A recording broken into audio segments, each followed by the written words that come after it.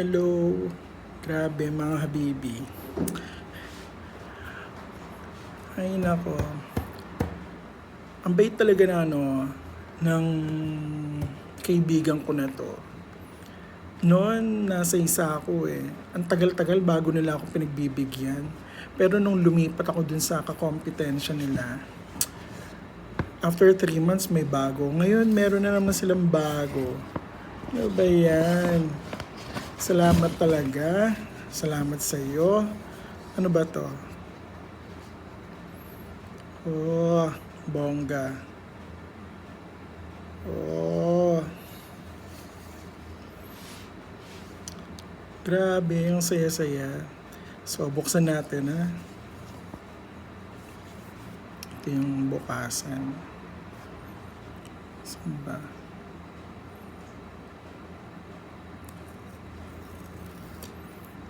Okay. Then yung other side. Ba yan? Nanginginig pa ako ah. Ang bait nila, grabe.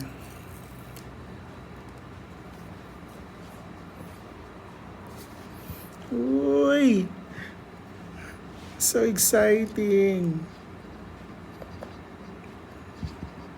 Peste, ayaw mabukas. Ah, mashallah. Oh, this is nice. So, narito yung mga kadramahan niya sa buhay. Okay. Buti pa tong company na to, hindi mahirap kausap.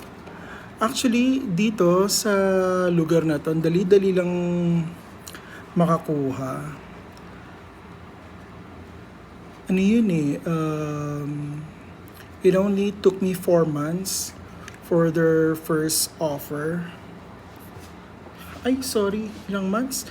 3 months rather, nung nag-switch ako sa kanila. And then may na-receive ako na message saying na I qualify for an upgrade phone. Ay, mashallah. That was in 2021. So, I already finished that part. Okay, I'm done with that.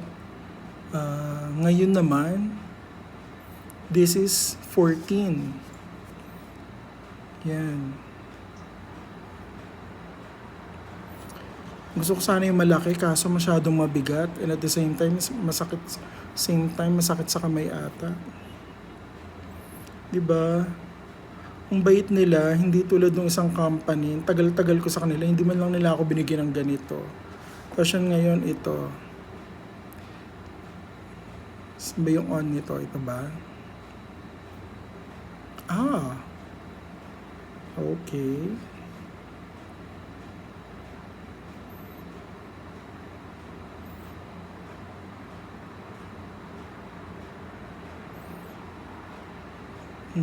Hello. Marhaba.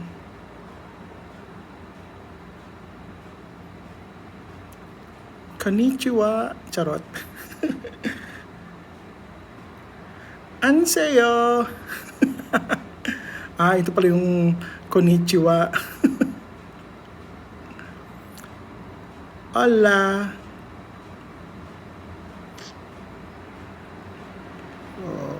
Ano na nangyari? Ooh.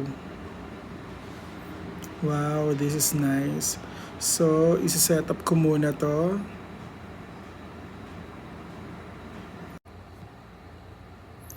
So, ayan. Sorry naman nakat yung video kanina kasi bigla siyang nag-set up. So, ito, diba? Ngayon lang uli ako nakagawa. Ngayon ko lang napagpatuloy. Like, how many hours? It's already 12:32 in the morning. So, yan na nga. Na-set up ko na siya.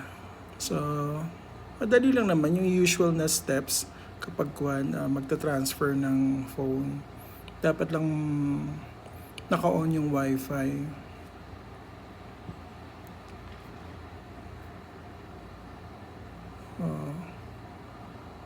Wala akong internet dito. Hindi ko pa naano yung SIM nito.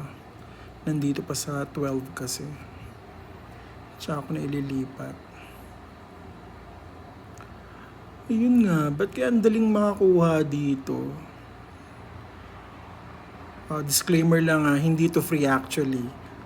Masyado. Walang free. Ano lang, since subscriber ako, yun, meron kang privilege na makakuha ng phone. And then, yung amount ng phone would be divided into 24 months. Wow, 2 years, hindi na matatapos. Dito na lang lagi. Tapos yun, i-add sa monthly bill mo. At walang, ano ba to? How do I say this? Yung mga requirements, hindi tulad sa Pilipinas na ang dami-daming hinihingi. Dito isa lang, yung ikama mo lang, yung ID. Okay, i-check lang yung sahod mo kasi centralized nga yung sahod mo kung makakaya mo. Tapos niyan, parang pagka may parang pagka naka-build ka na ng credit score siguro, hindi ko alam. Yun, pagka nakita nilang nagbabayad ka ng tama, nang hindi ka nalilate, minsan gusto nila parang advance. Yun, may mga privilege ka na ganito. 'Di ba? Nakakatuwa. Kasi sa atin ang dami-daming kailangan.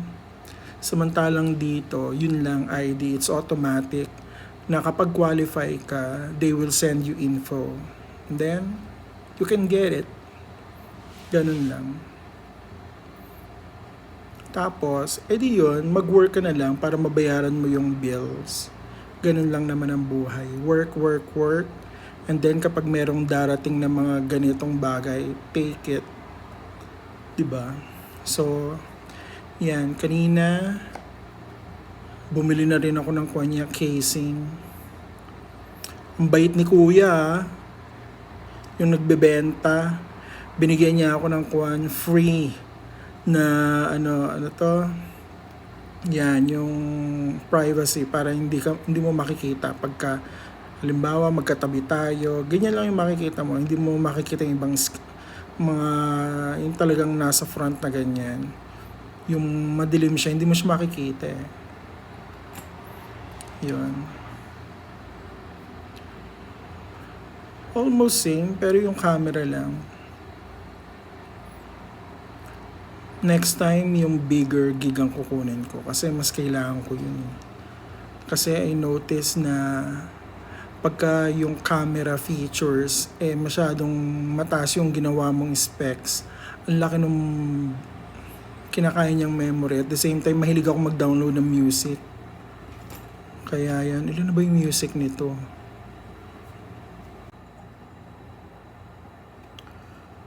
Ayan. So, 41 pa lang yung nada-download ko na music, nalilipat. Almost 155 yung nasa iPhone 12. 155 gig na music. Diba?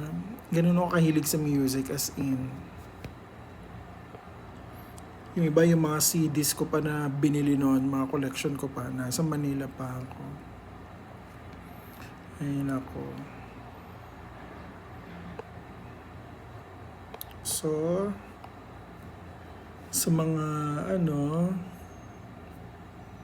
sa mga halimbawa postpaid subscriber or sa mga kapwa OFW ko na nandito sa Saudi, if you think kaya nyo naman mag shell out ng extra, 'di ba? Gawin ninyo. Hindi naman to sa tipong nagmamayabang ka or what. Pero kasi kapag meron kang nakikitang bagay na pwede mo namang makuha, na hindi mo nakukuha sa Pilipinas dahil ang hirap kunin sa Pilipinas. Grab the opportunity.